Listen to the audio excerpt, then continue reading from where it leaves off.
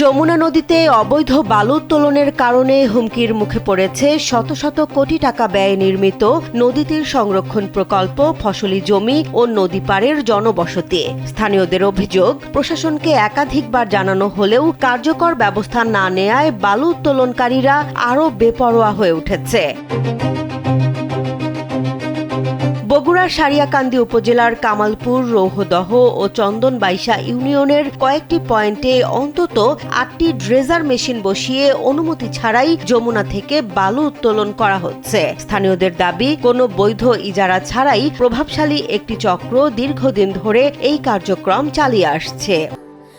Sandalina so, রূপচর্চায় আভিজাত্য।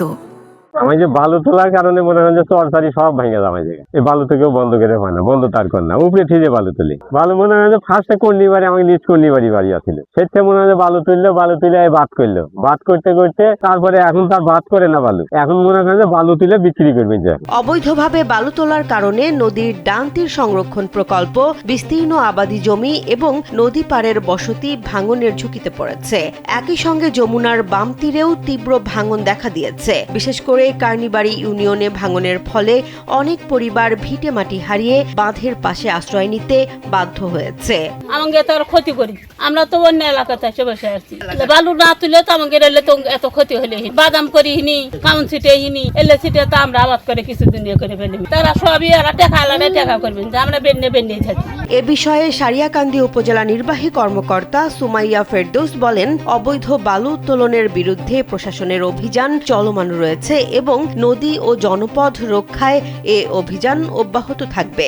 বর্তমানে আমাদের এখানে কোনো বালুমহল ইজারা দেয়া নেই। আর আমরা যে অভিযোগগুলো পাচ্ছি অবৈধভাবে বালু উত্তোলনের, যেহেতু এখন কোনো বালুমহল নাই, বিদায় সকল যে জায়গা থেকেই বালু উত্তোলন করবে সেটা অবৈধ। তো আমরা বালু উত্তোলনের কোনো খবর পেলে এবং কোনো অভিযোগ পেলে আমরা উপজেলা প্রশাসনের পক্ষ থেকে আমরা অভিযান পরিচালনা করছি। আমরা গতকালকেও আমাদের টিম 2টা জায়গায় গিয়েছে, কাজলা ইউনিয়নে এবং নার্জি ইউনিয়নে অভিযান পরিচালনা করা হয়েছে। আর আমাদের এই অভিযান অব্যাহত থাকবে।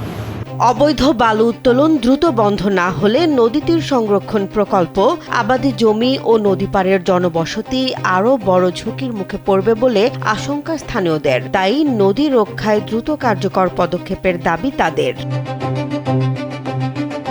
জেসমিন জাহান, কালবেলা।